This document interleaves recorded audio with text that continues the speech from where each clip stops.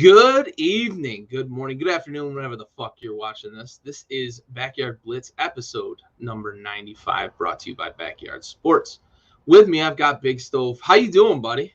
Doing good, bud. Doing good. What about yourself? Oh, I'm doing swell, doing swell. Another great weekend of football. Can't wait to talk about it. No kidding. I know the big news today is the Brian Flores lawsuit.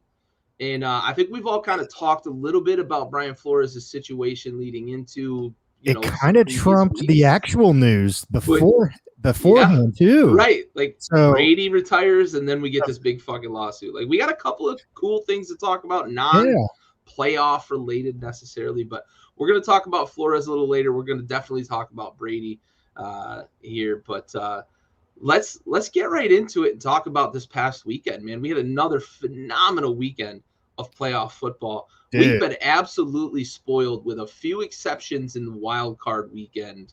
We've had some tremendous games settled on walk-offs, settled by one score, settled in overtime. And we get treated and the underdogs winning. Underdogs are just tearing it up, man. And the Rams break the curse of the 49ers, right? So let's start right in with Tiger King, buddy. Hey, Tiger King, baby. Don't be doubting him. Don't be doubting him. Yeah, he said we're here to stay. Yeah, and he wasn't kidding. And every single weekend, it's someone, and I get it. It's a reporter's job to ask the questions and everything else. But to me, and Tiger King has the perfect response and responses to the questions. Is look, we're tired of being the underdog. We've proven ourselves to this point. Like, who else do you want us to beat? We beat Kansas City. We beat Tennessee. We beat the 1 and the 2 seed. Yes. Who else do you want us to beat? Like, and I love that BDE, that big dick energy that he brings to the table. And you saw it. You could see it when the Bengals drafted him, and just his composure, but just his demeanor and everything about him. Like, you could tell that he was going to be someone special in the NFL. And unfortunately, the first year with the knee injury, it got derailed earlier than expected. But man, he's had a hell of a bounce back season so far. It's not done yet. And I just love his mentality and his energy that he brings. And when people ask, what do you think about being the underdog, or blah, blah, blah, this and that. And he says, look, this is not the icing on the cake. This is the cake. We're not done yet. It reminds me of that Mamba mentality. Rest in peace, Kobe Bryant. And when they're in the playoffs and the reporter asked Kobe a question, and if I can find the clip, I'll play it. But it's basically, Kobe basically says, we're not done. Like, what's there to be happy about? We're not done. Like, this isn't finished. And Burrow, to me, has that same mentality, has that same mindset that I think, man, he's going to be a force to be reckoned with for years to come in the NFL. Yeah, for sure. And my dad mentions Nick Wright. He's been all over Mahomes and then apologizes for him this week. Like, everybody's entitled to have a bad game. But you don't say that when Brady has a bad game. So you kiss my ass there, Nick, right? Tiger King doesn't need to prove himself anymore. He's already proved himself. Second year with a team that wasn't expected to make the playoffs, expected to finish last in their division, and they're in the Super Bowl. And it's not like they had a paved road where the 1 seed got knocked off early. They knocked off the 1 seed. Yeah. They didn't. The 2 seed didn't get knocked off early. They knocked off the 2 seed. So I'm out on that bullshit of him needing to prove himself. Tiger King's done everything he needs to prove himself as that guy to lead this team. Now, to move into that elite upper echelon, the top couple of quarterbacks in the league, sure, he's got some time to prove that. That's a consistency thing. But there ain't nothing left for him to fucking prove that he can stay in this league. Exactly. He's breaking the mold, too, right? Guys that only start 1 year in college, guys that win the Heisman, guys that win national championships aren't supposed to succeed in today's NFL.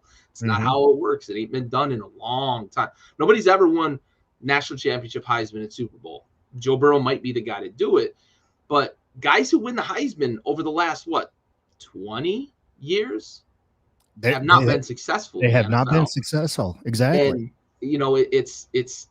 it's a long time coming, but he's the guy. He is the guy.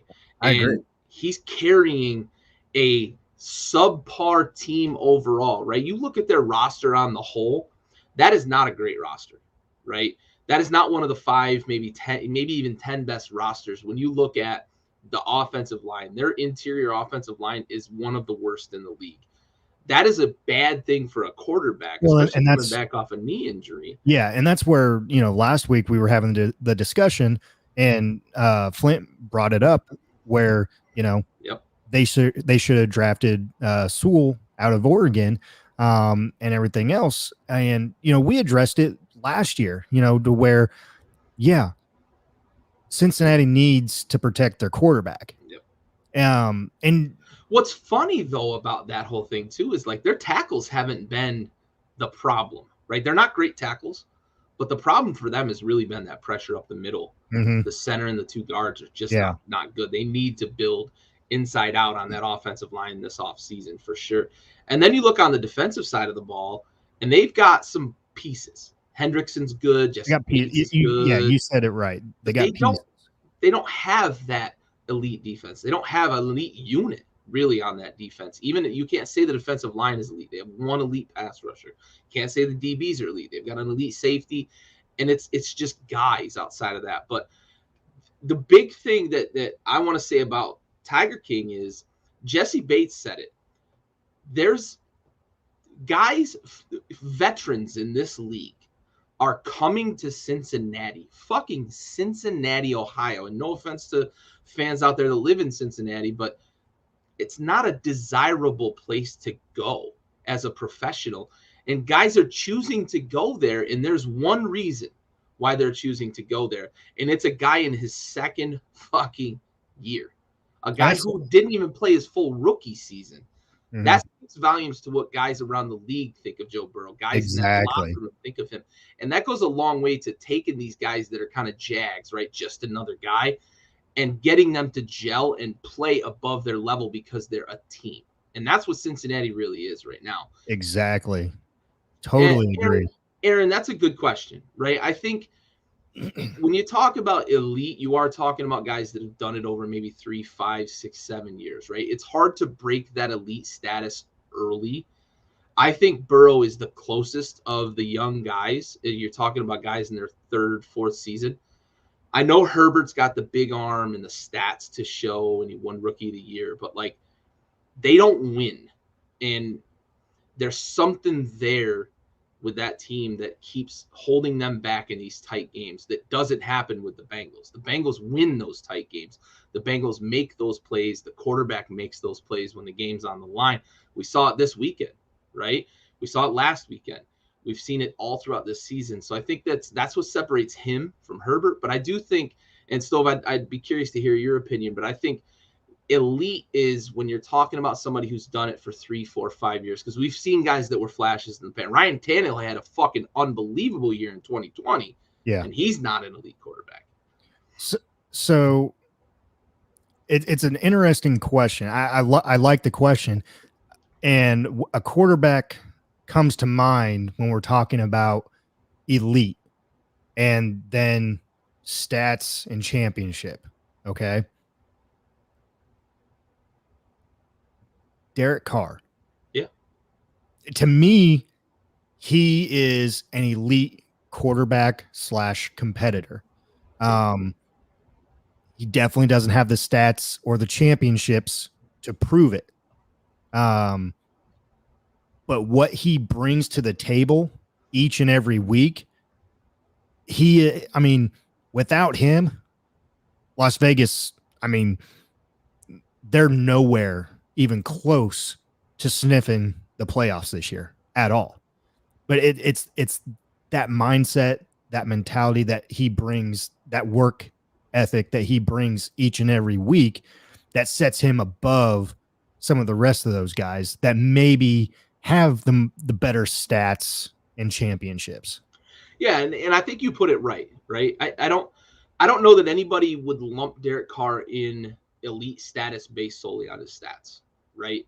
But that dude is an elite level competitor. He's gritty. I don't know that there's a grittier quarterback in the league. The dude lays it all out on the line. And I go back and forth a lot. I've got a Raiders fan that we're sort of kind of friends, kind of associates. But you're not friends. Right. We're kind of buddies, but we argue a lot about sports. That's our common ground. So we talk about Derek Carr a lot, and he hates it because he's a Raiders fan. And he says, he sucks. I see all these other guys. And then he starts talking about like Mahomes, right? Mahomes does this, Mahomes does that. Yeah, there's one of him, right? Aaron Rodgers does this, there's one of him. Mm-hmm. So like every team in the league wants Mahomes and they want Rodgers, but you can't. And it's, as a Washington football fan, I can tell you, I'll take Derek Carr. The fucking grass is not always greener on the other side, buddy. Don't fucking disregard what you've got in house because we're dealing with it right now. We can't find a quarterback, and our old quarterback's up in Minnesota putting up elite stats, right? Yeah. He may not win the games and all that, and we can have our argument about Cousins. We won't get into that. But he's putting up top 5, top 7, top 8 stats in the league every single year, and we had that guy, and we let him go because we thought we could do better. It ain't always the case, buddy. I can tell you, as fucking sitting in the cockpit of a plane that's going down every week because we don't have a quarterback, you don't want to just disregard guys like that, man. Yeah, Aaron, elite quarterbacks, absolutely. Look at Rodgers. Absolutely. Right? For years, he elevated bad rosters in Green Bay. Yeah. Brady carried really bad offensive rosters. They had really good defense. They had good defensive, yeah. He carried really bad offensive rosters. So that's absolutely right, Aaron. Absolutely. To make guys around him better, to make teams around him better. All right, so let's circle back to the Kansas City-Cincinnati game. I want to talk about this 21-3. 21-3. And I don't know how much stock you usually put in like things like momentum, right? Mm-hmm. I saw a completely different Kansas City team when they got stopped at the goal line at the end of the first half. It felt like they come out in the second half and were like, ooh, that sucks. And Patty Mahomes was like lobbying Andy Reid to stay on the field and get a touchdown. And I think they just felt invincible. And when that happened, they were a different team in the second half, man. Well, you would think you are invincible with the players that you have. They were just going down the field. They were. Patty Mahomes, Kelsey, Hill, running back, McKinnon. Yeah, like they were early on. They like that run game. They were gashing Cincinnati. Yep. Kelsey and Hill on down the middle, down the outside. Like those guys were just getting open. Like whenever they wanted to, like there was no stopping them. It seemed like, but yeah, like, so I'm watching it and it's 21-3. Cincinnati, they score. They stop Kansas City there. And it just, I was shocked that they were going for it with 5 seconds left. I really was. And my buddy OJ was over, the big Bengals fan, and we were like, whoa, they're going for it. Like, and we were both saying, need to stop them here. Like, you can't have a touchdown. No. Can't have a touchdown. And so I'm thinking, in my mind, you're at the 1 yard line. Okay. It was really from the 1 yard line. It wasn't from, the half yard line or whatnot. So I figured you had all of a yard to go. Yes. So I either figured something right up the middle, real quick, like with McKinney. If you don't get it, call. I think, did they have a timeout? They still had a timeout too. Yeah, that's right. They had one timeout left. So if you don't get it with McKinnon, call timeout real quick. Okay. If you don't go to a run, you do a quick slant or a pick play, basically. It's gotta be in the end zone, right? It has to be in the end zone. You can't throw the ball 2 yards behind the line of scrimmage, even with time to kill, man. Like at the goal line, you're throwing the ball 2 yards behind the line of scrimmage. I just don't. Yeah, absolutely, Aaron. Like everything flipped at that moment. Kansas City you could see it just felt like the soul drained out of them. Yeah. But then they win the toss. They win the toss in overtime, and I think most fans have to feel like Patty's going to figure it out, right? And they're going to go down, they're going to score a touchdown, and we're going to have to deal with, the whole overtime rules, etc. Yeah. I mean, now they definitely forgot they abandoned the run completely. Yes, definitely agree. On the passing side of the game, Mahomes was a different quarterback. Mahomes was different that second half too. Like there were some throws there that he should have had. There were also some drop passes. They started getting pressure on him too. They finally did. First half, they were not. Yeah, and trying to just play that kind of catch defense where you're gonna make a mistake on 12, 15 play drives, and they didn't. But they started turning the pressure up in the second half too, and we saw Trey Hendrickson really assert himself in that second half. A couple of times he chased Mahomes all over. I mean, the bad sack, Butker ended up making the field goal, but the bad sack that Mahomes took, Hendrickson chased him down, and like it was such a just a drastic change. It was unbelievable. It was felt like Kansas City was running away. Yep. Since he was shell shocked, but man, you have to tip it to that entire coaching staff, turning things around at halftime, and the Bengals players just not quitting because it's easy to quit in that scenario. It is. Man. Yeah, it is, and especially on the road in Arrowhead. I mean, that crowd was bananas, jumping. I mean, and I've been there before for a playoff game, but I don't think it. I mean, it was first. I think it was a wild card weekend game, so I don't think it was as loud as it was this past weekend. That stadium is next level loud. It is. It really is. Crazy.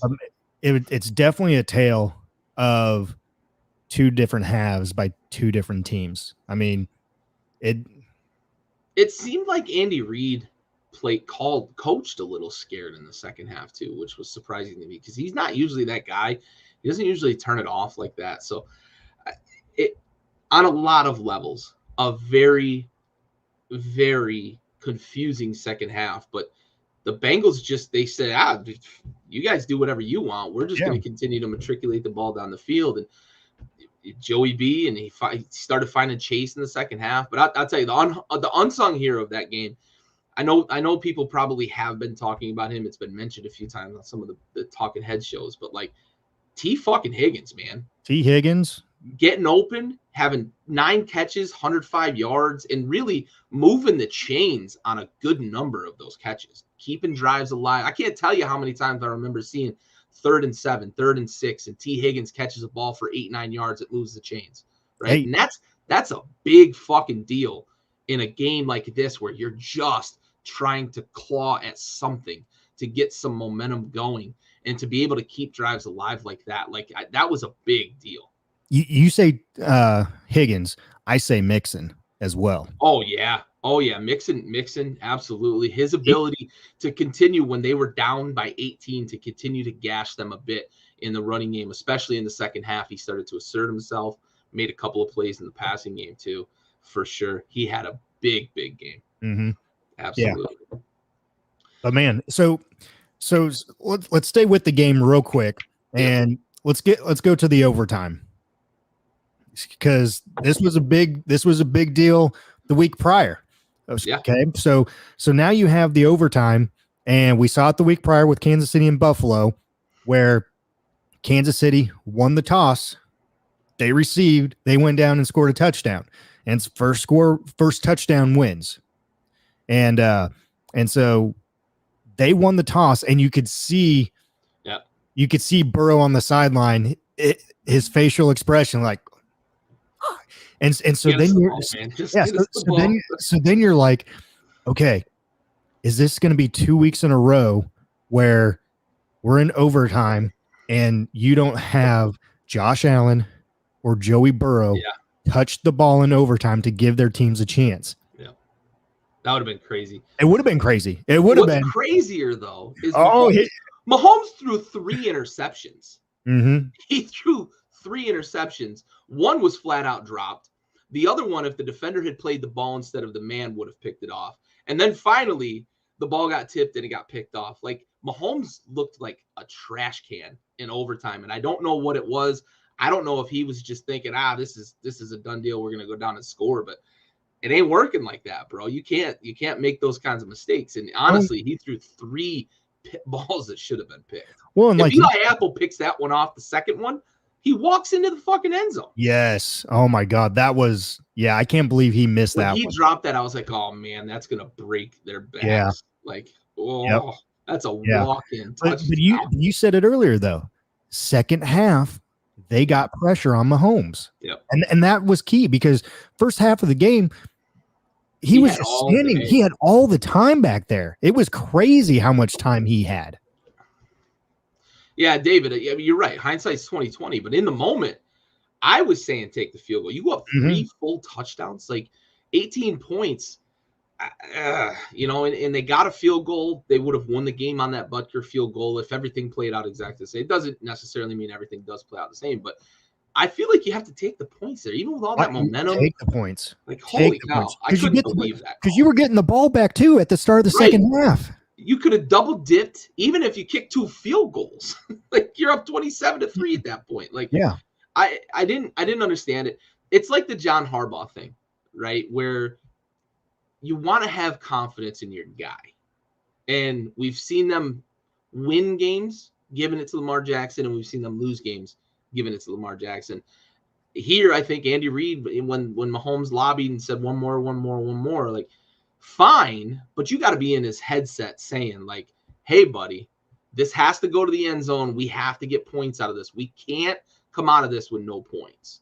And I believe they had a timeout. I'm pretty confident they had a timeout, but still, they had 5 seconds. That's enough to throw, like you said, a quick slant into the end zone or a pick play, something that runs 3-4 seconds off the clock and the clock stops. I just didn't understand the play call. And then the decision by Mahomes to throw the ball 2 yards behind the line of scrimmage. Trust your guys, but that's a tough one. That's a tough one. Even in the moment, it was a tough one. Yeah. No, it really was. And so real quick, and the picture that you sent in the group messaging after that game, I was like, are you serious right now? Like, really? And it was the time on the clock when that interception happened was 13 seconds into overtime. I was like, 13 seconds into serious, Clark? And I didn't believe you. I had to go back and look at it. Yep. I really did not believe you. I had to look at it when I saw the meme. I was like, "There's no way somebody photoshopped that." Exactly. Shit. I went back and I looked. It sure as fucking shit. Yeah. 13 seconds on the clock when the DB caught the ball because it got tipped. Yeah. It got tipped and maybe burned another second, and it's such like just symmetry. It's crazy, man. It's crazy. 13 seconds to win one. Jeez. 13 seconds to lose one. It's wild. It's wild. Last point about this game. I cannot get over Evan McPherson, man. A rookie kicker is just ice water in his fucking veins. 12 for 12 in the playoffs. The week prior, he says, "Welp, I guess we're going to the AFC Championship game." And it was like a 52-yard field goal. And he had a chip shot. And then this week, he's just fucking nailing them, and then kicks the game winner in overtime. He's 2 away from tying Vinatieri. He's got a single postseason record. He's got 40 field goals. Okay, so he's got 40 points. Yeah, scored right now so far this postseason. So, I haven't seen the interview, but my buddy was telling me about it. One?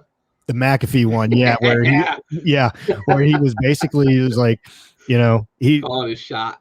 Yeah, Pat has the Colts ball there, that the Vinatieri's records. Yeah, and he's like, yeah, okay, I'll beat that. Yeah, that'll be a fun one to break, he says. Oh yeah. Dude, I can't get over it, man. Like, if this was tailgate trash talk, this dude's going in the Hall of Fame. Fuck yeah. Yes, yeah. That, I love that energy, man. That is fucking stone cold energy. Love that, dude. I never thought a kicker could possibly be like one of, if not the most popular players on a team, but he's fucking doing it, buddy. He's one of them. All right, let's move on to the nightcap. Another phenomenal game. Sean McVay, the San Francisco 49ers are his kryptonite. They're out 17-7 to start the fourth quarter. Rams scored first. Niners came back and scored, but then we had a little bit of a dead zone for the Rams for about 2.5 quarters. Mm-hmm. And then the fourth quarter starts and they're down 17-7. And suddenly they start getting things going. Stafford's finding Beckham. Stafford's finding Kupp, and they're really starting to move the ball. And then we get down the stretch and the Rams take the lead, and Jimmy G makes a bonehead play after having a great 3 3/4 of a game. Really, like the last play of the game was really the pockmark for Jimmy G. And that may not have all been on him. Oh, it wasn't. He's being sacked, and there's no. But at the same time, take the sack. Yeah, take the sack and still fight to play another play. But yeah, we were all four of us were actually talking on during this game. So it was nice to hear everyone else's comments. And someone mentioned, I think it either was you or Flint, that McVay was kind of lost out there, or was just kind of going through the motions, but kind of scared at the play calling. Yeah. In a way. And you could definitely see that. And then some of the challenges that he did. Yeah, exactly. And it was just like, why? Like, that's clear as day. Like your guys have, all this access to look at the footage and everything else. Like it just made no sense why you were reaching for that, burning timeouts too. Yeah. Like, it definitely weren't doing yourself any favors if, for when it came time for, the fourth quarter and under 2 minutes or whatnot. But you said it as well too, on two different players. Deebo Samuel, cheat code, and Cooper Kupp. He's uncoverable, man. We said this, I think, almost on for every single game this postseason, whether it's Cooper Kupp, Travis Kelce, Tyreek Hill, Jamar Chase. Like, how are these defenses not covering these guys? Yeah. It is crazy to see guys like Cooper Kupp still get open, and maybe you have to play your defense and things happen that way. I know Cooper Kupp is an elite route runner in the league. He might be the best route runner in the league, right? There's a couple of guys that can kind of lay a claim to that as well. But Cooper Kupp, I think, is probably the best route runner in the league. And he's so deceptively fast. Too. Yeah. I don't know if it's the skin tone or because he's tall, right? A lot of tall guys don't run the way he does, especially in close spaces. Like, guys that are 6'2" are not shifty like that. You see guys like Edelman and, Tyreek Hill who are 5'10", 5'11". Tyreek Hill might be 5'6", right? Yeah. But those guys are the ones that are shifty. You don't see 6'2" guys that are just beat you in a phone booth quick. And that's what he is. And then Deebo, you mentioned Deebo, like, dude, he's a running back, wide receiver, true running back, wide receiver hybrid, because you can't fucking tackle that guy when he's got the ball. He's a high level wide receiver. Yeah, too. He amazed me, and this was the time that I I kind of watched him more than I had all season. But it just amazed me. I mean, they just threw a flat out screen pass out to him out there in the flats, and already he had 2 guys on him. But then 9 yards down the road is when they finally tackle him. It's just like he's just dragging dudes. Yeah. And there were a couple times where he's off balance too, getting hit and still keeping his balance and still moving the ball forward. It's so yeah, I mean, he had one hell of a year this year. And I think really cemented it the last couple games of the season and then in the playoffs. It'll be interesting to see what San Fran does, especially, at the quarterback position. But with Debo, I think he's this will be going into year 3 or 4, maybe. I think 3. I think you're right. So yeah, I think a restructure is gonna be due in that guy's future for sure. Yeah, they're gonna have to lock him up. He's a fucking playmaker, man. Yeah. But one thing I want to kind of talk about too, and I'm not going to talk about this in terms of the Super Bowl, but like what we saw from McVay against the Patriots a couple of years ago is still his bugaboo.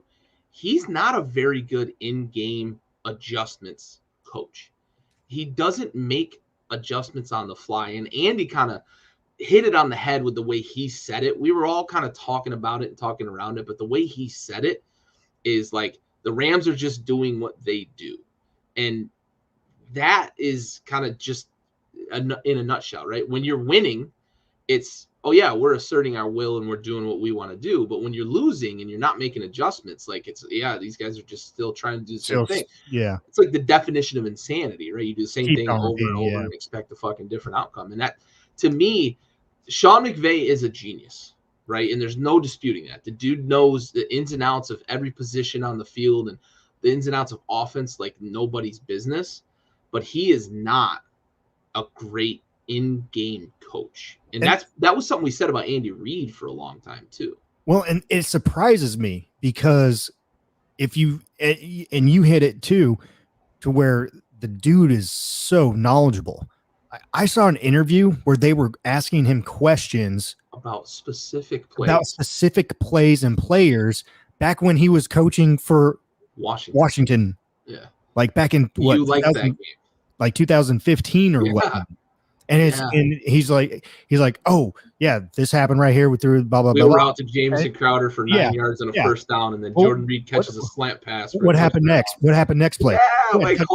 Yeah, I'm just what became a meme after that game? Like, oh yeah, that was you like that game? Like, yeah. Well, and so it baffles me that, and I get, coaches play to their strong suit. Everyone has a weakness. Everyone does. And that it doesn't matter, how smart you are at, certain things.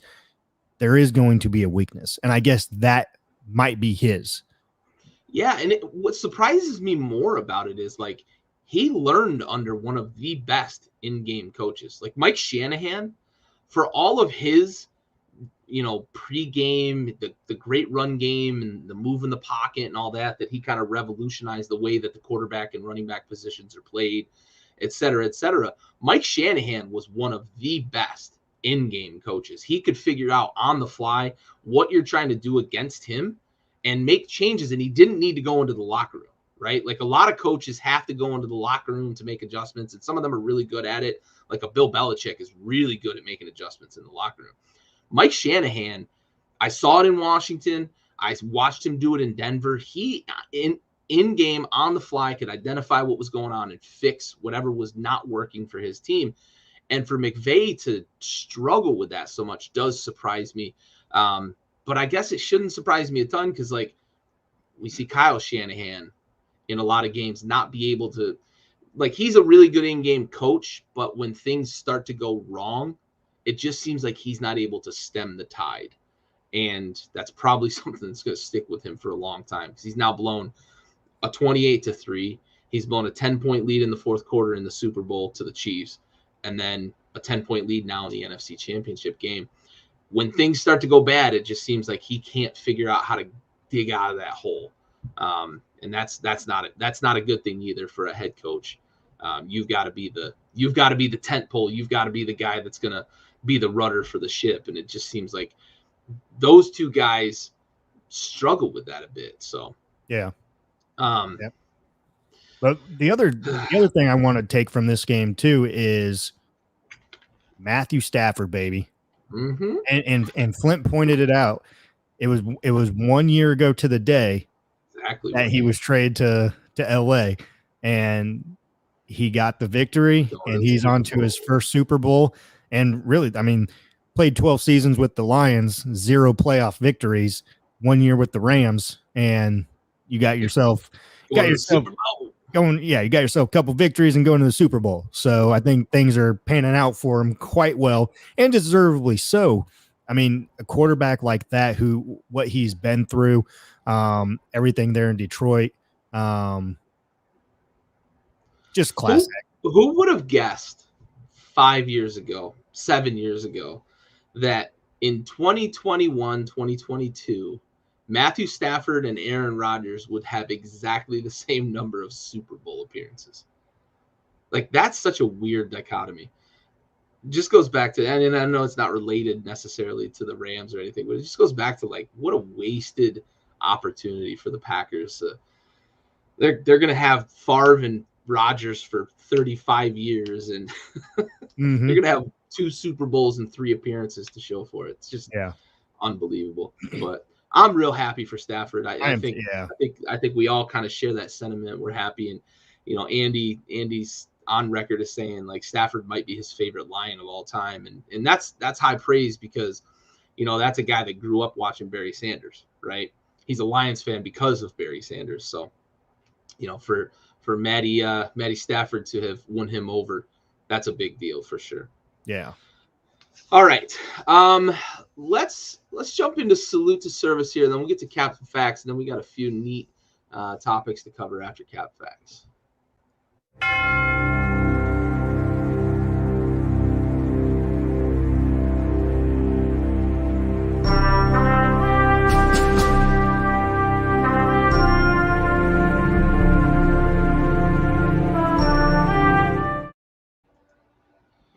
All right, this week's episode goes out to Sergeant Holly Belinsky. She died March 7th, 2019, serving during Operation Spartan Shield.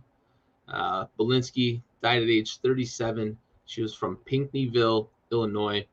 Her vehicle collided with a civilian commercial truck in Kuwait, moving goods, and a lot of I'm sure calamity going on when moving that. I know moving stuff on ships, it was a lot of calamity, so things can certainly go awry.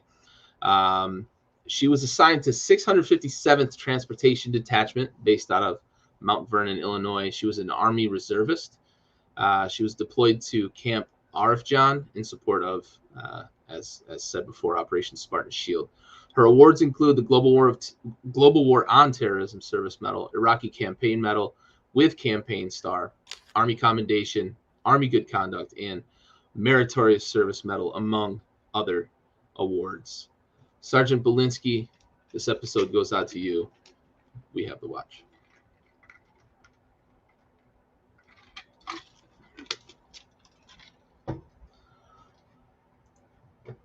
All right, let's try to bring the energy back up here. We'll shift over to Cap Facts.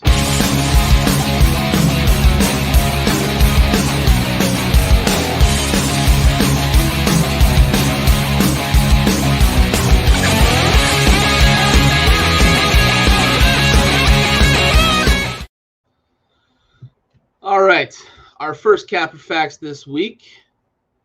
This postseason, Stove, has been the best of our lifetime. And we could say our because we're pretty close in age. Yeah. And I think Raul's the youngest in the group, but Andy's real close, and Raul's not too far behind us. So has this postseason been the best of our lifetime? I would say facts on this one. Just with everything, especially the past 2 weeks,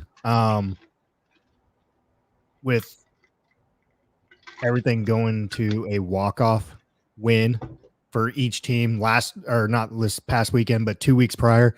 And then this past weekend where, you had a walk-off and then interception at the very end to seal the deal. All close games. And man, we had some games. We had some shootouts, and we had some defensive stands as well. So yeah, I'm going facts.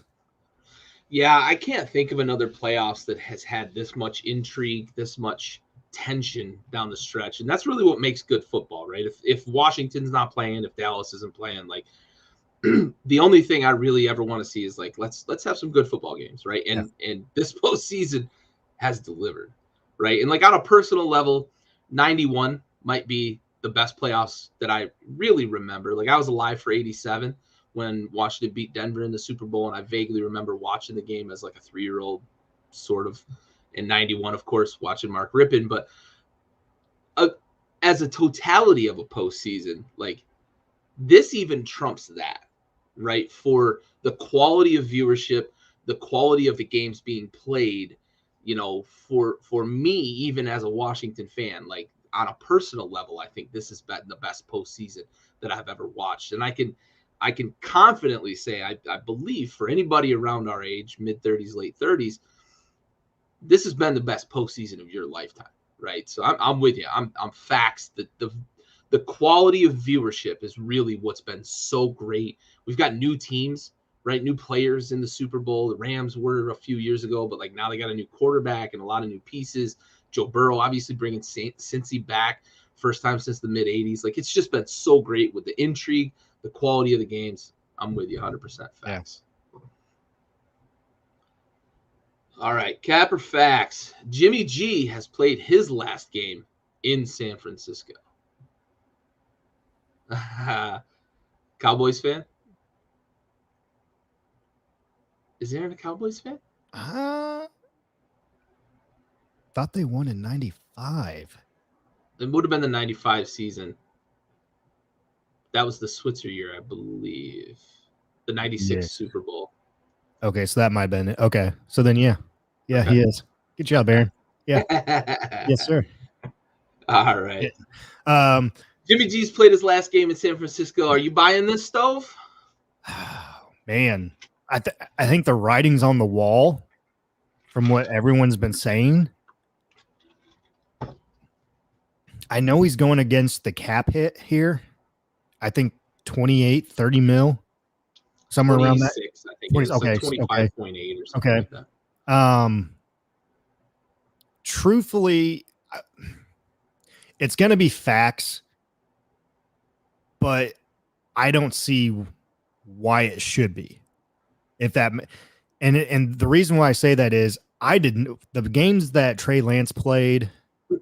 I think we're going to agree completely on this. I don't, not to spoil my choice, but yeah, he's not as bad as Jordan Love, but to me, it's kind of a similar situation here.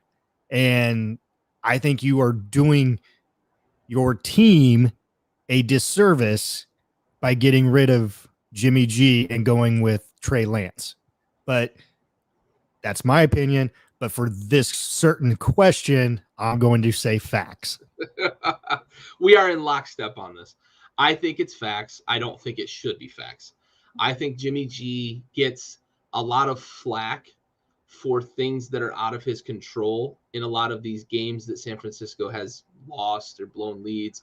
I also think that Jimmy G does have a propensity to save his mistakes for the worst fucking possible moments, right? Like, I just think he doesn't make a lot of mistakes, but when he does make a mistake, it's just in the worst possible moment, and it's easy for fans for the Niners to just point out those glaring mistakes that happen in the worst moments. This is a good one too. This is. Are they good enough next year to make a run in the year after that? Because Stafford's only in year 12. Well, he's only in year 13. Sorry, but he's got 5 good years left, I think. Didn't we do a cap or facts with this question? like I posed weeks it and ago. said they would make a deep run and it wouldn't be this year, and I was fucking dead wrong. Yeah. I was dead wrong to propose it, and I said it was facts. Yeah. So I was dead wrong. Why don't you go ahead and take the reins on this one? I am going to say, if they don't win it this year, I'm going to say Cap, because it's very hard to get back. And you can ask a lot of quarterbacks who have lost a Super Bowl how much it eats at them to try to get back. Dan Marino, he went to the Super Bowl in his second year in the league and then never sniffed it again. So despite me saying 8 weeks ago that they would make a deep run, not this year, but in another year, I'm going to say Cap, because I started to look at where they're at too. They're going to lose a lot of Von Miller, Jalen Ramsey. They can't keep a lot of these guys after this year. Beckham's not going to play on this incentive-laden deal that he's got this year. So I'm going to say Cap, only because I think it's going to be hard to keep the band together. What about you? I'm going to go facts on this one. And I think it might be something along the lines of the guys that you just mentioned. They take a pay cut. That would be the X factor. Yeah. If they can get those guys to do that, for sure. Yeah. I think that's a great way for them to. It's almost like, the guys that are wanting to go play in Cincy with Burrow. Okay. I think Stafford is that type of guy in Los Angeles. And then with a coach like McVay, just his demeanor with the players and everything else like that. Then you have Aaron Donald, your defensive leader. And you have Jalen Ramsey over there as well too. You brought him in. Now you have Von Miller, who's a veteran. I think there's a lot of, and I know money talks and everything else, but there's also something to be said in Odell Beckham. He's been a lifelong Rams fan. Yeah. So he's playing for the team that he grew up loving. There's a lot to be said for playing with guys that you love. There's guys that you love, and then there's guys that you truly love playing with. And it could be one of these things to where Aaron Donald, Ramsey, Von Miller, they have that cohesiveness, that brotherly love, and they keep that core together. Yeah, if that's the case, for sure, I think that they've got a pretty big window if they can do that, because that's a lot of talent if they can keep it together. I want to make one last quick point about the Niners, and then I want to look at David Evans' question, because we do a lot of talking about officiating on this show. Marcus Spears actually proposed a kind of wild scenario, but it makes sense the more I thought about it afterwards. On NFL Live today, he was talking about the Niners and them. Basically, it's kind of a done deal, right? That they're going to move on from Jimmy G. He said, go after Aaron Rodgers. If you're really serious about winning a Super Bowl in San Francisco, go fucking get that guy. Go get the guy that you passed up on. Right. Yeah, exactly. For Alex Smith. Now you can mend fences, right? Be the guys that mend fences. He said that. And I think if you put Aaron Rodgers on that roster, if they can keep that roster together with his pay, that would be a very dangerous roster. I just found that very interesting that Marcus Spears brought that up. So it would take a lot of draft capital, and they already spent a bunch on Trey Lance last year. So real quick, because I know Green Bay is not going to let go of Devontae Adams. They're going to franchise tag him, whatever. I don't see him going to San Francisco just because Aaron Rodgers is a dick when it comes to. He holds a grudge, man. Yes. He holds a fucking grudge. Exactly. But that whole regime ain't even around anymore, and he still hates the 49ers. Yes. But hear me out, and going along these lines here, they trade for him. You sign him, you sign Debo, and then you trade Trey Lance and whoever else and bring over Devontae Adams. Yeah.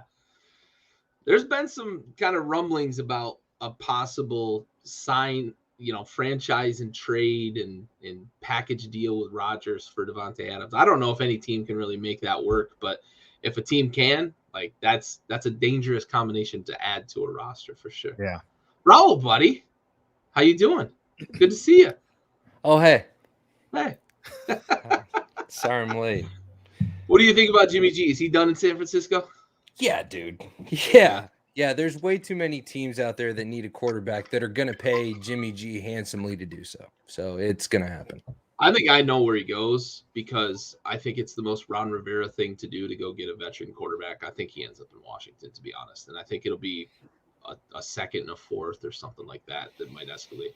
I do think Ron's Is Jimmy G considered a veteran now? Like, is that where we're at with Jimmy G? Yeah. Okay. Yeah. He's a safe pick, a veteran pick. Like I was telling Stove earlier, right before you jumped on it, like Jimmy G doesn't make a lot of mistakes. The mistakes he makes are very glaring because of the time and the situation that he makes them. And he's a guy that I think Ron Rivera can get behind. Alex Smith, very much like an Alex Smith, safe with the ball, don't turn it over, that sort of thing. So he can move.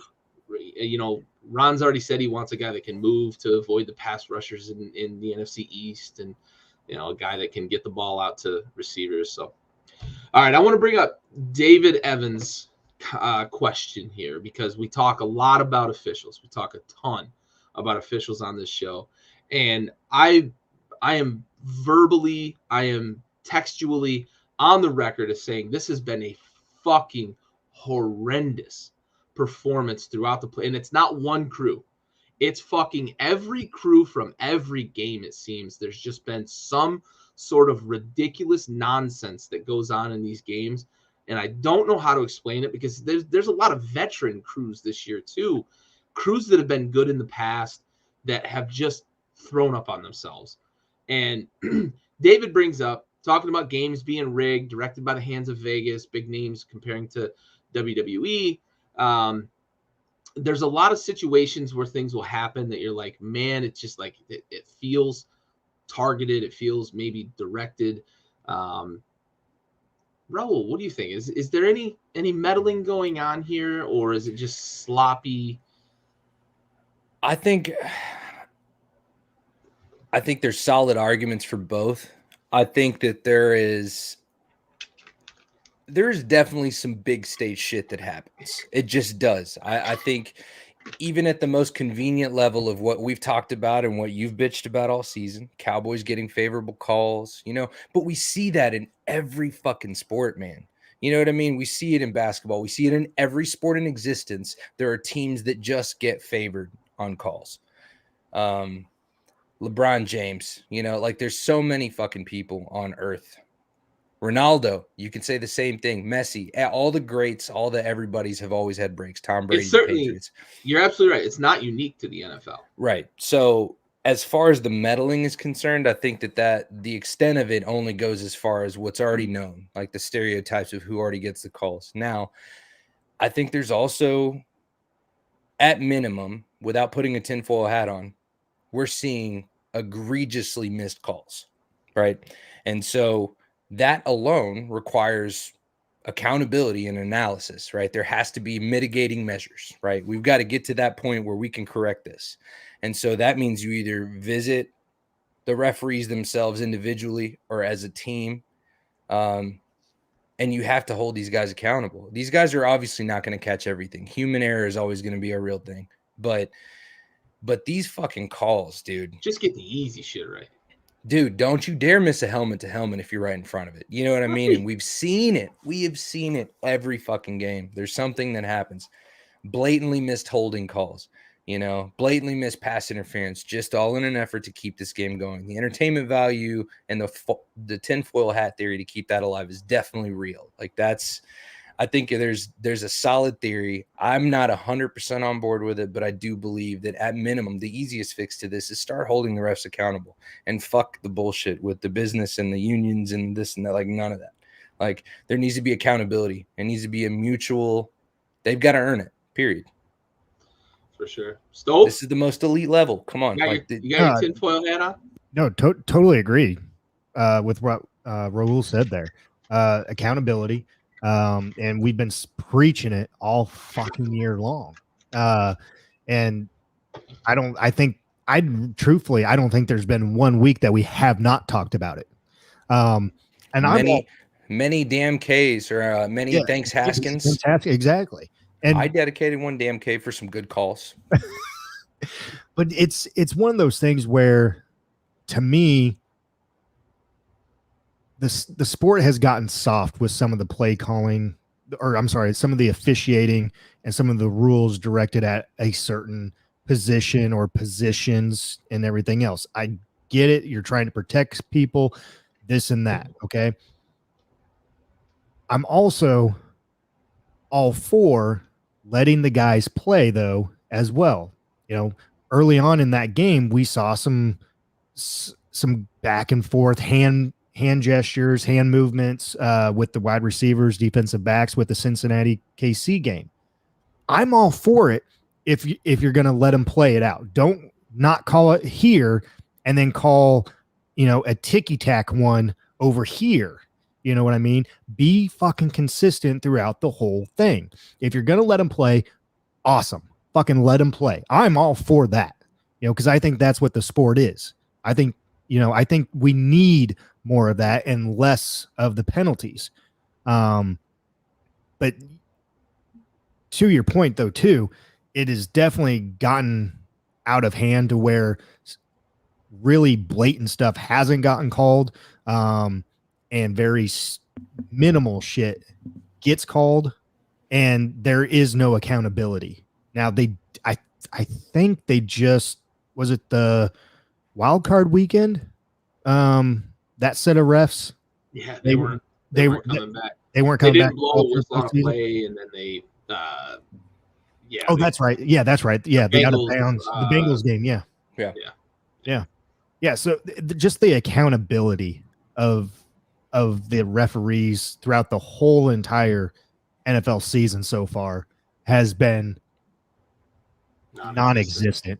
So before we get to you, Gary, I want to just throw this idea out before I preface here, but there's a rules committee, is there not? Like there's a rules committee. Okay. Mm-hmm. So why not hold that rules committee or officiating committee accountable, or hold those officials are accountable to the rules committee, right? And this creates you made the call. What call did you stand by? You stood by this call. Was it actually this? Did it meet the criteria all in all? And sure, again, human error taken into account. But once you exceed that margin, it's just about the officiating and the reporting of that officiating after the fact. That way you can now document and hold these guys accountable. And that to me is the easiest fix that will just truly even out the herd, right? So they are graded. They are graded every week. They are graded. And that's how you get. That's how you get postseason games. Yeah, same with baseball. I just think that there's right, but I'm not talking about grade. I'm talking about accountability, penalized, and more so than just grade appearances. I'm talking like, we're talking fucking suspension. Something there's strikes. You're talking like fines in the form of missed calls or calls that happened that shouldn't have happened. Mm-hmm. Correct.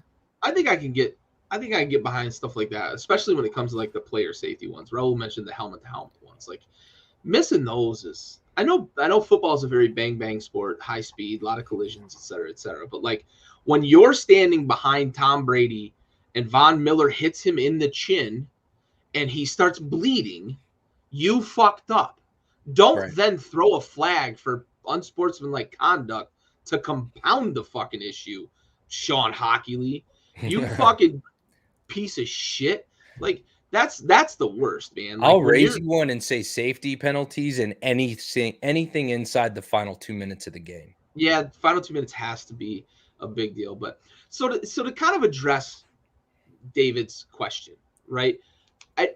I won't say games are rigged because I can't imagine the complexities of trying to rig a football game, right? Like basketball, when there was points shaving and stuff, guys would just like dribble and travel and foul and miss shots, and like that sort of stuff is kind of easy to do. It's especially if you're a guy that handles the ball all the time, you're the point guard, etc.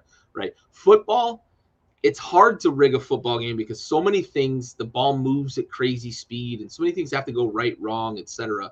for things to happen that way. But what I do believe is the real root of the problem here is it's targeted officiating. And if you want to influence the outcome of a game, we've talked about targeted officiating several times on this show.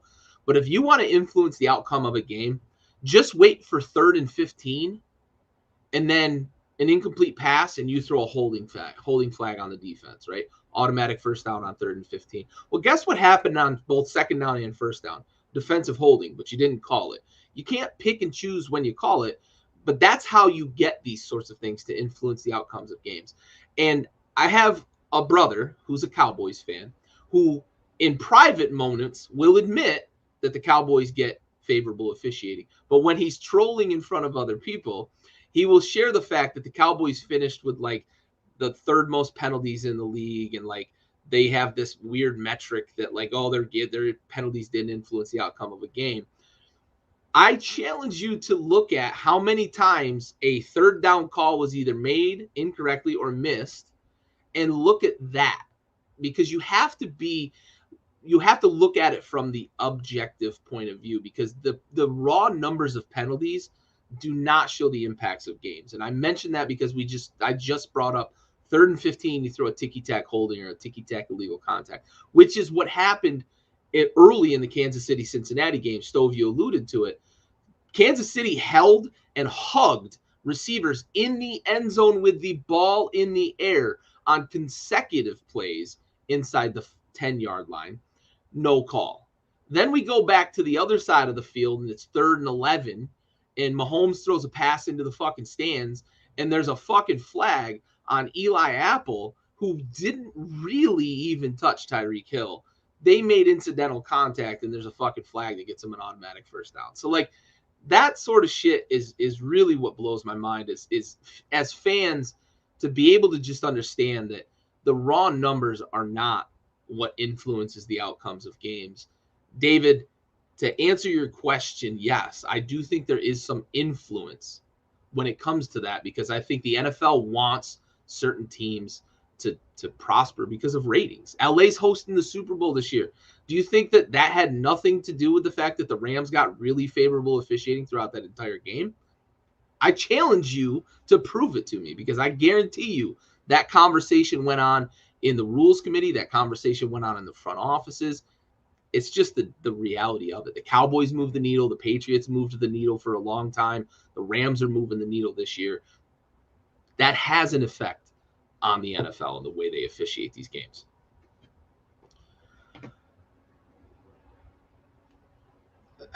I think there's too many already. Yeah. It depends on what kind of official you add to, right? Because they've already tried to add a replay official and it slowed the game down. We get the end of a play, they won't even blow the whistle anymore. They're just waiting for the guy upstairs to tell them what's going on with the play. It's so weird. The game has become very choppy. I don't know if another official changes. I just think they, as Raul put it, you have to hold them accountable. It's time to go to robots, dude. Yeah, fucking baseball is. It's time. Just remote audits. Fuck it. All right. Waxed poetically about officials here. Now, let's move on to Josh McDaniels, recently hired GM, following him, right? One guy from the front office of out there in One Patriots Way, headed to Las Vegas. Will the Patriot Way raise Derek Carr's game and make the Raiders contenders in the AFC and the NFL? Stove, let's start with you. Well, Derek Carr has already been a contender. He's already one of those guys that just gets it. So, yes, they will definitely be contenders. Facts. Like it. Raul, you buying the Patriot Way in Vegas? Facts, yeah, and it's pure, like, Derek Carr's already there. It's just this is gonna build something around Derek Carr, and it's overdue. And investing in that front line and investing in some good receiving threats, preferably some that don't get speeding tickets. Yeah. I like it. I'm facts with this, and I think I'm gonna agree with you guys. I think it's gonna push them higher. right? I think Vegas is already, with Derek Carr under center, already a formidable team. So I'm with you. Josh McDaniels showed up to his press conference, so that's already a win. Oh, did right?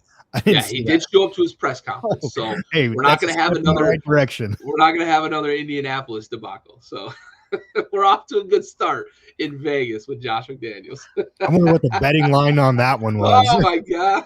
Oh, dude, there was. They had a prop somewhere. Oh yeah, hell yeah, they did. There's a line. That was my favorite part of that. There was a line, and everybody knew there was. Yep. Dead ass. All right. Last capper fact here. Facts, dude. The news today, I think, contributes to this, right? Brian motherfucking come on, dude. And this was posed before today's news. Yeah, you posed this before the Flores news. This was a fucking clown show, dude. It is absolute soup sandwich, just a bag of dicks, dude. Stove, cat facts. Hey, Raul took every single word out of my mouth. So we're 3 for 3. So let's move on. Let's talk about Flores. All right. I think the elephant in the room is he's right. And we've known it forever. And we've talked about it. The Rooney Rule is shit. The Rooney Rule doesn't do what the Rooney Rule was intended to do. Great in thought, awful in execution. We get the token interview every year for all of these teams. And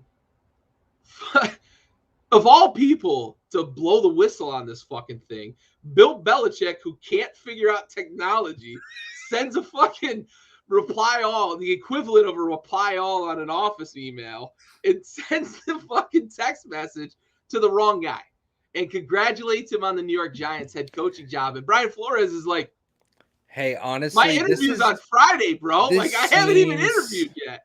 This seems like the most Bill Belichick thing that I could even fucking imagine, because I promise you his response whenever he saw it, and he was just like, well, shit.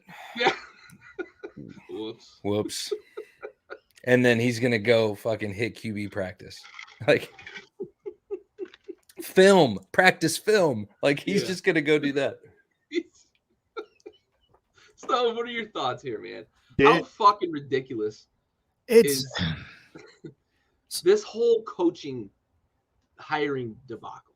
So I'm 2 parts here, okay? And it has to do with college level too, and NFL, okay? Because you got one coach that is in college right now who's being fucking interviewed tomorrow on National fucking Signing Day. So where the fuck are your recruits going to be? If you didn't sign them during the early signing period, how many recruits are you going to have signed tomorrow? And you're out interviewing with the fucking Minnesota Vikings. I'm not going there. I'm definitely not going there just because of your Harbaugh, but I'm definitely not going there now. But 2, I agree with the NFL and what they did this year as far as opening up the interviewing process for coaches that were still in the postseason, a couple weeks earlier or whatever they did. I agree with that. I think that should have been addressed earlier in the previous years, earlier than when it was, just for the fact that, everyone kept on wanting to interview Bellamy or whatever. Yeah. And he was always in the postseason. So that's why, some people were saying he was getting passed up on was because they needed to make decisions and they were still in the playoffs or they were in the Super Bowl, whatever. What's their excuse this year? I've said it, there has to be something with his interviewing process. That's the only way I can figure out that he is not a fucking head coach at somewhere. I do not get it, why he's not a head coach. I don't get it. Let's call Brian Flores and ask him why. The whole Marvin Lewis is still out there. I don't know. And I don't know if it's, some of these guys they're bringing in, college guys, younger guys with maybe different ideas and everything else. But shit, like, what are you saying about experience and like coaching experience and everything for some of these guys that have been doing it for fucking their whole lives? Their coaching resume. I mean, doesn't that speak volumes for itself or anything? I think we're going to see Andrew Luck become a head coach. I think this is just the kind of wild shit we're going to see in the future. Can you fucking imagine? Yeah, Andrew, I fucking could. Man. Could you not? General Luck. and I don't like it being a race thing. Like, I think that is to me, that gets blown out of proportion so many times on so many different levels. But when you have a fucking rule that involves race, like, that rule is a fucking joke. Like, it needs to be gone because it doesn't do anyone justice whatsoever. Nope. Not one bit. I'm at a loss for words and on the whole fucking coaching thing, because I hope to God Flores is telling the truth here, because I like him as a coach. I hope he is telling the truth, and I hope he brings the fucking house down on fucking Roger Goodell and the fucking NFL on this. Yeah, for sure. I wanted to see fucking Olympus is falling here. Yeah, absolutely. Yeah, great point. And I think, some of the things you were saying, right? We've seen this in the past where it's like, well, this guy's still in the playoffs, or, well, this guy, didn't interview well, or, well, this guy's got more experience. And then we go and we see guys like Brandon Staley get hired in Los Angeles with the Chargers. He's never had any experience, was a okay as fuck defensive coordinator. And you just see these guys that get hired, like Matt LaFleur got hired up in Green Bay and he had minimal experience. So it's time to stop saying like, well, there's reasons why they do this, and just start calling a spade a spade. And I think that's what Flores is trying to point out, is like, we get treated differently. And some of the evidence that he's presenting is not necessarily evidence of like racial bias. It's evidence of this whole hiring process is fucked. When you talk about guys like John Elway showing up to a fucking interview with Brian Flores in 2019, drunk out of his mind, hung over, like, it's clear that he wasn't taking it seriously to come in and interview Brian Flores anyway. It was just a token interview. And I think that's some of the stuff that we're going to see come out of this, is these conversations about the culture, right? The culture of how this hiring process goes about, this culture of, are we even doing any diligence in this process? Because Bill Belichick is the fucking head coach and general manager for the New England Patriots. And he knows that Brian Daboll is getting hired by the Giants. And then he's texting Brian Flores, congratulations. Like, that whole process, to me, there's something real fucked at the root level of it. And Mina Kimes put it perfectly earlier today, bringing up NFL Live again. She said, like, it's time for us to stop making excuses for why NFL owners aren't choosing minority coaches and start talking about the reasons that they're doing it. They don't look like them. They don't relate to them. These are old, stodgy white men who grew up when the country was blatantly and overtly racist. Like, that's what they know. And they have all the power, and it's the good old boys club. We got to stop making excuses for why they're not doing this. And they've got to fix the problem. It's systemic. And short of like smacking them on the wrist and saying like, don't do that, like, the NFL needs to start bringing the hammer down on some of these teams. I don't know how they do it. Do you lose picks? Do you sacrifice picks for, these sorts of things? How do you make them want to hire the most qualified guy? Because they're not hiring the most qualified guy.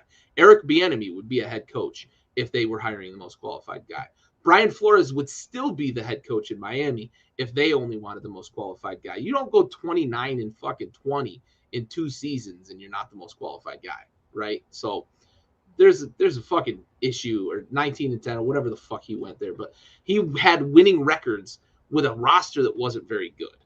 And then to hear that like Stephen Ross was incentivizing him with $100,000 to lose games, like that's so just that's grimy. It's gross. They've got to get to the root of this shit for sure. No, they don't, Aaron. They may consult them about guys that they're going to interview, but like these GMs are doing the interviews and the owners are coming in and telling the GMs this is the guy I want for sure. Like it's just it's crazy. It's a bad process. It's ugly, and it's a systemic thing from the bottom floor all the way to the top. All right, let's move on to a little bit of lighter news. Tom Brady makes it official today. TB12 is no longer bringing that competitive drive, making that competitive commitment, as he put it. So let's kind of go around the horn and talk about two things. First things first, let's talk about the impact that Tom Brady had on the NFL. How is this era of Tom Brady football going to be remembered in 20, 30, 40 years, right? Because Joe Montana is still the guy that won 4 Super Bowls in the 80s, right? What are we going to talk about with Tom Brady and his impact on the NFL? Stove? Well, for one, you're going to have the tuck rule that got implemented after the Raiders game there. That was truly a Tom Brady rule change there. I also think you're going to have, in a day and age, you compare Montana in the 80s. Now you have Brady here in the early 2000s and 2010s, 2020. But two different eras as far as nutritional value. I think, and I think sports in general has made a ton strides and leaps and bounds in the right direction with that. But I think if someone is wanting to play for as long as they want to, I think Tom Brady is going to be that poster child, so to speak, for that. And just with what he put in his body and didn't put in his body, and then his workout regime and everything else in the off season. I mean, it's totally different than anyone that we've ever seen before. I mean, the dude had his own personal trainer that, was at the, had his own VIP access card into Gillette Stadium, So I think you're going to have that as well. But the other thing too, I think is, and we alluded to it a little bit earlier, is the times where he uplifted that offensive, the offensive play for the Patriots. Defensive wise, they had players. Offensively, they may not have had those key components, those key cogs that you would think that you would need to go on those championship runs. But being the guy that he was, he uplifted everyone around him to play at a championship level. And it may have been the practicing and everything else, the off-season training where he was so demeaning and demanding and everything else that just instituted that with everyone on the team. So for me, it's those three things. I think the last one is definitely going to stand out. And then obviously the nutritional value, for sure. If you're wanting to play at a high level, competitive level for an extended period of time. Raul? I think the first thing that's going to happen probably pretty soon is that these scouting ratings are probably going to change their rubric for how they grade people. Just starting at the very fucking beginning. Yeah. I think that Brady absolutely revolutionized the self-care aspect of it. And we're seeing it with all kinds of athletes. Obviously, LeBron James being probably one of the most notable, having spent 7 figures a year on his own personal well-being, nutrition, weight training, so on and so forth. I mean, his lifestyle is dictated by people he pays to tell him how to do so.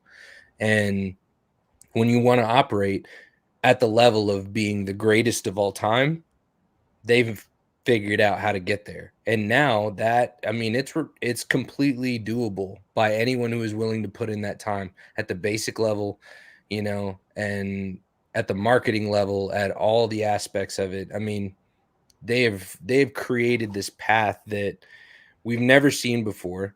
Tom Brady has created a career path that has never been seen before. And because of that, we're going to see even greater things 10, 15, 20 years from now. But Tom Brady and what he's done, similar to the greats before them, the generational talents, the MJ to LeBron, that type of thing. I want to commit and say we'll never see this again, but come on. Like, I mean, this is just the trajectory, you know? But I can say without a doubt, you know, if you, I don't know what a masshole would say, something along the lines of, if you think Brady's not the GOAT, you got to dump in your pants. So, well done. Fucking massholes. Yeah, I think the lasting impact of Brady is that he moved the goalpost so far that we're going to have to reset, right? There's going to be Brady and everybody else. And the example is like hockey with Gretzky, man. Like, there's Gretzky, and then there's everything else that goes on. You talk about everything else, right? Because he set the goalpost so fucking far away. And what sets those two guys apart from, say, like a Bill Russell in basketball, who gets overlooked a lot. He won 9 championships, but he did it in a different era. He did it in an era when guys from the local YMCA were playing basketball, and he towered and dominated, and he was a great player. He's one of the 5 best players of all time. But like, it's different because he didn't have the same sort of like productivity numbers and everything. That's why MJ kind of elevated to that level. He won the championships and he was so prolific. Brady won championships and was prolific. So like, the goalpost is just moved so far away that I think we are going to be evaluating people very differently. You mentioned the scouting, but also I think success has been changed because he won 7 Super Bowls and went to 10 Super Bowls in the free agency era, when you just can't keep teams together. You don't keep good teams together in the NFL. Parity's built in because of the draft and the way that compensation works, but also the salary cap and etc. During this era, to have that level of success, I think it has the impact is that we have to reset what success looks like in the NFL. You know, one thing too that we kind of touched base on it last week when we did our cap or facts, but the way he performed this year, like, he has MVP type numbers. So you could also go out on a limb and say he still could have played a couple more years. Oh yeah. You know, like, it's big dick energy. Yeah. It really is. I think if they win the Super Bowl this year, he's back next year for number 3. Like, I think that they didn't win the Super Bowl. I think he was ready to be done, and I think they run it back if they win this year. All right. Hail to. Hey, I'm almost kind of done with the phrase GOAT, though, for the record, because at this point, I think, again, bringing back the MJ and LeBron thing, but like Brady and all the greats before him, it's greatest of this time, not of all time anymore. We just can't do it anymore. You can't commit to one. It's a very era-based thing. Yes. It's hard to say that, you know, players from this era would be great in old eras. And if the structure and standards were the same throughout, then it would be fun. But we haven't plateaued yet. So until we get there, we won't know who the greatest of all time is. But greatest of this time just fucking retired. And good, bad, and indifferent. It's a fucking sad day. Yeah, for sure. For football in general, for sure. Enjoy retirement, Tommy. Enjoy retirement. Go fuck yourself, Tommy. All right. All right, let's move on to thanks, Haskins.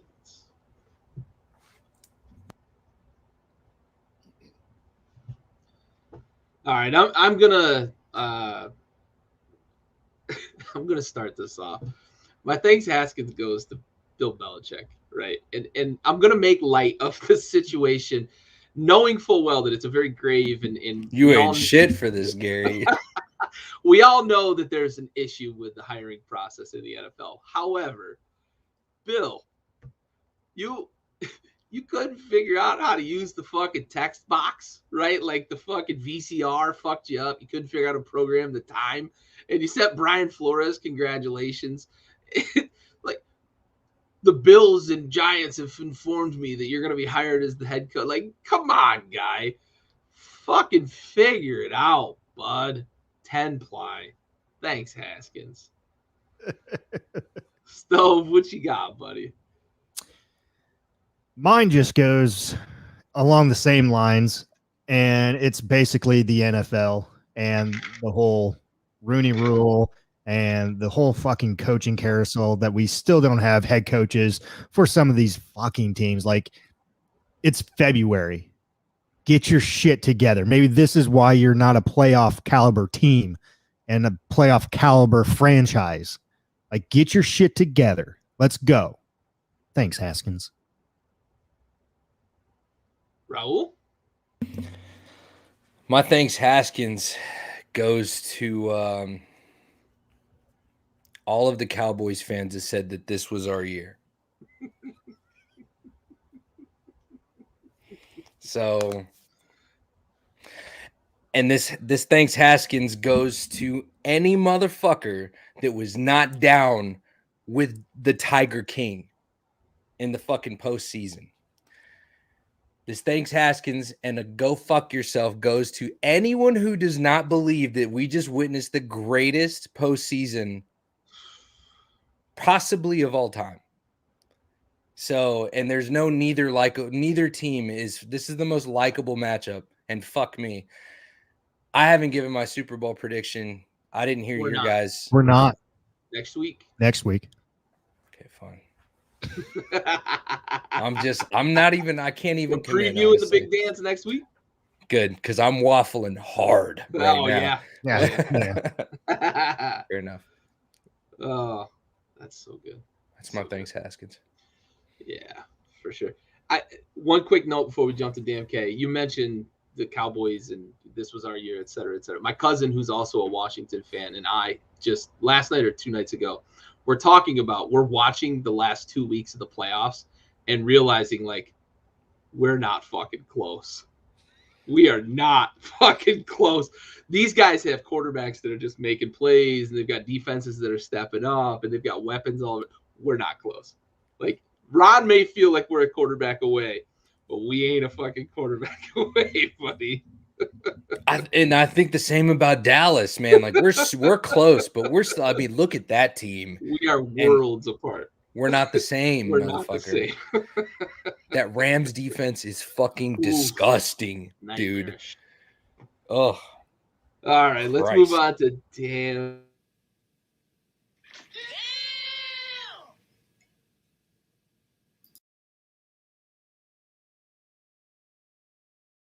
All right, I'm going to pass the baton here. Raul, what you got, buddy? I'm so glad you asked.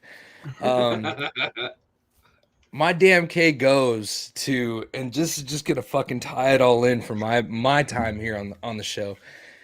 My damn K goes to the big state at the NFL for creating such an entertaining Super Bowl. Like, dude, I'm not like, all right, I'll give in to the Illuminati on this one, motherfucker. I am with this shit. And you know what? You missed out on a paywall because I would have been with that too. This is a fire postseason again. This has been incredible. And I am looking forward to this motherfucker. Well fucking sad, buddy. If it's rigged, they rigged it the right way. Gang, gang. Yeah, well done. And sir. We ain't got to deal with Jackson Mahomes and fucking Patrick's okay as fuck fiance. And the memes were fire. Fire. Stove, what you got, buddy? Well, but I'm glad you asked. really am. Because it involves you. Ooh. And it involves that team that resides there in Washington. And their new name, the Washington Commanders.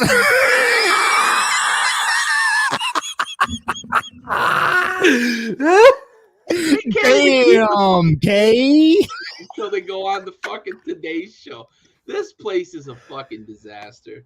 I hate the name too. Hey, you just made the comment that you're not close. You really ain't close that way. Look, I will say this. If they had gone and changed like the whole thing and gone to DC Commanders, I think it rolls off the tongue a little bit. But Washington Commanders doesn't roll off the tongue. I saw the logo that got leaked. It looks like shit. They changed the colors too. Like the yellow is like more yellow than gold. That's like a mustard yellow. And I'm so disappointed in this whole process. Like, Jesus goddamn Christ. That's more of a thanks Haskins from me. I know it's a damn K from a Cowboys fan, but wasn't that your fucking colors to begin with? Was like they like changed crimson the yellow, and mustard. Man. We were burgundy and gold, and they changed the yellow. Okay, the yellow used to be under which name, dude? Okay, Jesus. Under which name, Gary? Yeah. Anyway, shitty team names and shitty execution aside. My DMK this week goes out to TB12. We talked about him a bit. I just want to put a stamp on it, man. It has been a magnificent 22 years. He carried some really bad Patriots offenses a long way. 7 Super Bowls, 10 appearances. And I say this every single time somebody brings up the fact that Joe Montana never lost a Super Bowl. Tom Brady never lost a Super Bowl while on the field. He left the field at the end of the fourth quarter with less than 2 minutes left in every one of those losses, having given his team the lead against the Giants both times and against the Eagles. He gave his team the lead and walked off the field only to watch his defense give up the game-winning points. So very well could be fucking 10-0. That'd be unreal. But 7 is already pretty fucking unbelievable. But just it's everything, right? 2017 with the 18 in 1 season, right? All the touchdowns to Moss, watching Moss just dominate everybody. 50 touchdowns. Moss broke Rice's record this year, right? Stowe mentioned it. MVP level numbers, 5,300 yards and 40, I think, touchdowns. Led the league in both categories. Just magnificent at the age of fucking 44. The way he took care of his body, the way he competed. I'll never forget one of the lasting impressions that I'll take from Tom Brady's time, and we're going to see the video for years and years to come of him on the sideline when his team's in a pinch and he just gets that scowl on his face and you know it's go time for Tom Brady and the let's go. And now he's got the commercials with, I think it's Hertz and his tagline and all that, like all of that wrapped up in a ball. It's been awesome as an onlooker to appreciate what Tom Brady has done. It's been awesome to listen to the haters. It's been awesome to hear how much Boston area loves him. And as a fan of a team that ain't had a quarterback in fucking 3 decades, like I'm jealous, bro. Like I'm jealous of that sort of success, that level of competitiveness, and that level of productivity from the quarterback position. So TB12, everything that is TB12, fuck Deflategate. The NFL can suck a dick from the back on that shit. But damn, Kay. All right. That brings us to the conclusion of our episode. I want to pass the baton. Raul, you got any closing remarks here? No, man. I'm sad that we're not going to see any football this weekend. I think I might watch something about Brady. I know that there's some documentary or something that just recently came out, or maybe has been out for a while. I'm gonna watch that, just kind of brush up on old times. You were talking about Randy Moss earlier, and Randy Moss is one of those athletes that you're gonna buy 2 different team jerseys of him. Like, there's not very many athletes that switch teams, and you typically will only ever buy 1 jersey of that guy. Right. Moss is one of those dudes you grab 2. And that's because of Brady. Like without Brady, Moss jerseys aren't selling in Pat's uniforms. They're always going to be Vikings uniforms. And yeah, it's incredible to see the impact all the way across. Gronkowski would not be, he'd just be some fucking meathead. Party boy. Yeah. Stove, closing remarks? Nah, I'm just, I'm excited to see where this party goes for the coaching carousel this week. I'm really jacked on this one. Yeah, for sure. Yeah, my brother brought up the whole 22 seasons. He didn't win double digits one time. And that's nuts. And if you look at Brady's career, there's going to be numbers that you're going to look at and be like, Jesus fucking Christ, like that? Like, good Lord. It's insane. You could go down the list for sure.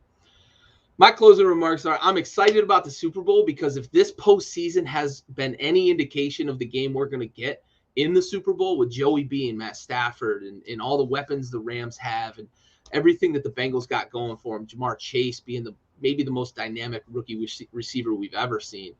I'm excited for the Super Bowl. I can't wait. I can't wait to see Evan McPherson maybe walk one off and for the brand and talk to McAfee about maybe breaking Vinatieri's record because he called his shot, or maybe it's the Rams and Stafford hitting a big pass to Cooper Kupp down the stretch. I'm excited. I'm here for it. I can't wait for it. And I can't wait to preview it next week with you guys. For Big Stove, for Raul, I'm Gary. This has been the Backyard Blitz. We are out. Gang shit.